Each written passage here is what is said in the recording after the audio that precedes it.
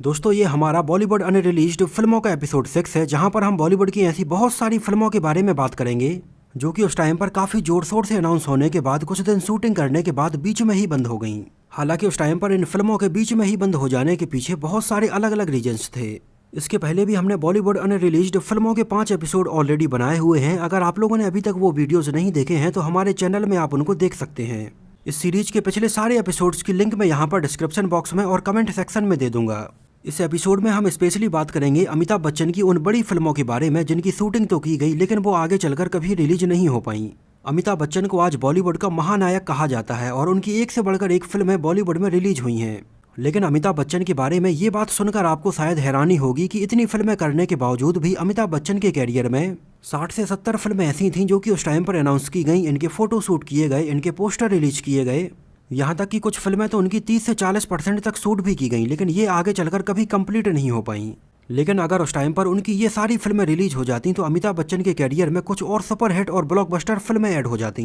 तो चलिए एक एक करके महानायक की इन फिल्मों के बारे में बात करते हैं। नंबर 1, साल 1984, फिल्म का नाम खबरदार। जाने माने डायरेक्टर टी रामा राव के द्वारा अनाउंस की गई फिल्म खबरदार उस टाइम पर एक बहुत ही अलग तरह की फिल्म होने वाली थी। फिल्म की स्टार कास्ट में हमें अमिताभ बच्चन, कमल हसन, श्रीदेवी और जया प्रदा जैसे एक्टर्स नजर आने वाले थे। फिल्म का उस टाइम पर बड़े जोर शोर से अनाउंसमेंट किया गया, इसकी मुहूर्त पार्टी रखी गई और कुछ फोटो शूट भी किए गए। यहाँ तक कि फिल्म में अमिताभ बच्चन और कमल हसन के ऊपर फिल्माए जाने वाले लगभग 80% सीन्स की शूटिंग भी हो चुकी थी और बस फिल्म के क्लाइमैक्स के कुछ सीन शूट होना बस बाकी थे। फिल्म के क्लाइमैक्स का ये सीन उस टाइम के हिसाब से काफी कंट्रोवर्शियल होने वाला था, जिसकी वजह से उस टाइम पर अमिताभ बच्चन ने फिल्म के इस क्लाइमैक्स सीन को शूट करने से मना कर दिया था। एक्चुअली फिल्म खबरदार की कहानी मर्सी किलिंग के ऊपर बेस्ड होने वाली थी। आप में से कुछ लोग शायद मर्सी किलिंग के बारे में नहीं जानते होंगे, तो मैं उनको यहाँ पर बता देता हूँ। मर्सी किलिंग एक ऐसी प्रोसेस होती है कि जब किसी आदमी को असहनीय तकलीफ होने लगती है और वो उससे सहन नहीं होती है तो उस आदमी को उस तकलीफ और उस पीड़ा से बचाने के लिए धीरे धीरे जहर दिया जाता है, जिससे कि उसकी बिना किसी तकलीफ के आराम से मौत हो सके। और सन 1984 में अनाउंस की गई फिल्म खबरदार में भी हमें यही कहानी दिखाई जाने वाली थी, जिसमें अमिताभ बच्चन एक डॉक्टर का किरदार निभा रहे थे और कमल हसन हमें एक बीमार पेशेंट के किरदार में नजर आने वाले थे, जिनको किसी बीमारी से बहुत ज़्यादा तकलीफ होती है और अमिताभ बच्चन धीरे धीरे उनकी मर्सी किलिंग करते हैं। फिल्म खबरदार की कहानी उस टाइम पर आ रही नॉर्मल फिल्मों से एकदम अलग हटकर थी, लेकिन उस टाइम पर फिल्म की आधे से ज़्यादा शूटिंग करने के बाद अमिताभ बच्चन को ये लगा कि शायद उनके फैंस उन्हें इस तरह के किरदार में देखना पसंद बिल्कुल भी नहीं करेंगे और इससे उनकी इमेज पर भी काफ़ी गलत फर्क पड़ेगा। और इस वजह से उस टाइम पर अमिताभ बच्चन ने 80% फिल्म की शूटिंग करने के बाद इसके क्लाइमैक्स सीन को शूट करने से मना कर दिया था, जिसकी वजह से ये फिल्म बीच में ही बंद हो गई। इसके लिए उस टाइम पर यह भी डिसाइड किया गया कि फिल्म के बहुत सारे सीन्स को दोबारा से शूट किया जाएगा। लेकिन सन 1984 में आगे चलकर अमिताभ बच्चन पॉलिटिक्स में ऐसे बिजी हुए कि इसको दोबारा से कभी शूट नहीं किया गया और ये फिल्म उस टाइम पर लगभग 80% कंप्लीट होने के बावजूद भी बीच में ही बंद हो गई। फिल्म के उस टाइम पर पूरा कंप्लीट ना होने के पीछे अमिताभ बच्चन ही एक बहुत बड़ी वजह थे और फिल्म के आधे अधूरे बीच में ही बंद हो जाने की वजह से फिल्म के प्रोड्यूसर ए पूरनचंद्र राव को उस टाइम पर काफ़ी लॉस हुआ था। हालांकि उन्हें फिल्म खबरदार के दौरान हुए इस लॉस की भरपाई अमिताभ बच्चन ने आगे चलकर 2 साल बाद उनकी फिल्म आखिरी रास्ता में पूरी कर दी थी, जिसके लिए अमिताभ बच्चन ने उस टाइम पर बहुत ही कम फीस चार्ज की थी। सन 1986 में आई फिल्म आखिरी रास्ता को भी ए पूरनचंद्र राव ने ही प्रोड्यूस किया था और फाइनली उस टाइम पर फिल्म खबरदार में दिखाई जाने वाली मर्सी किलिंग की ये कहानी हमें आगे देखने के लिए नहीं मिल पाई। साल 1979, फिल्म का नाम सरफरोश।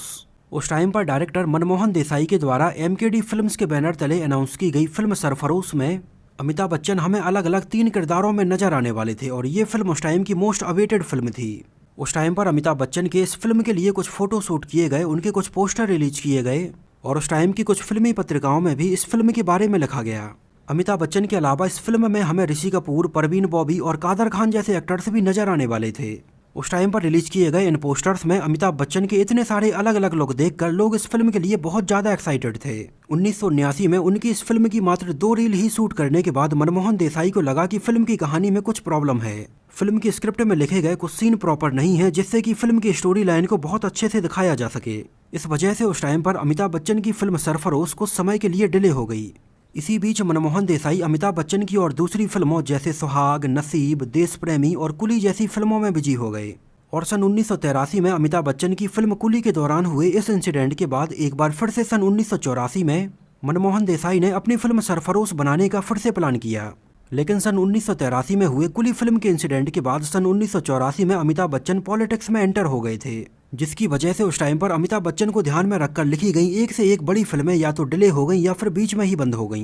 नंबर 3, साल 1988, फिल्म का नाम सनाख्त। साल 1988 में अनाउंस की गई फिल्म सनाख्त उस टाइम पर एक सस्पेंस एक्शन थ्रिलर फिल्म होने वाली थी। फिल्म को टीनू आनंद डायरेक्ट करने वाले थे और इसमें हमें अमिताभ बच्चन, माधुरी दीक्षित और माधवी जैसे एक्टर्स नजर आने वाले थे।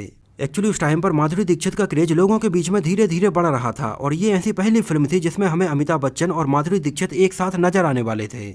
उस टाइम पर माधुरी दीक्षित और अमिताभ बच्चन के साथ में फिल्म के कुछ फोटो शूट किए गए, फिल्म के कुछ सीन भी फिल्माए गए।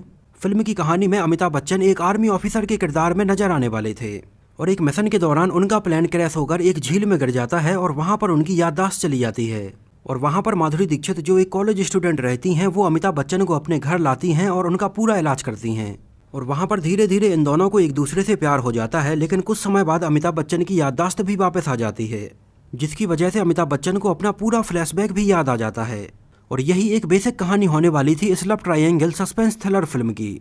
लेकिन उस टाइम पर फिल्म की लगभग 4 से 5 रील ही शूट करने के बाद टीनू आनंद को लगा कि इस फिल्म के बहुत सारे सीन सन 1985 में आई अमिताभ बच्चन की फिल्म गंगा जमुना सरस्वती से काफी हद तक मैच कर रहे हैं, जिस कहानी में भी काफी हद तक हमें कुछ ऐसा ही लव ट्रायंगल देखने के लिए मिला था। इस वजह से उस टाइम पर टीनू आनंद ने अपनी ये फिल्म बीच में ही बंद कर दी।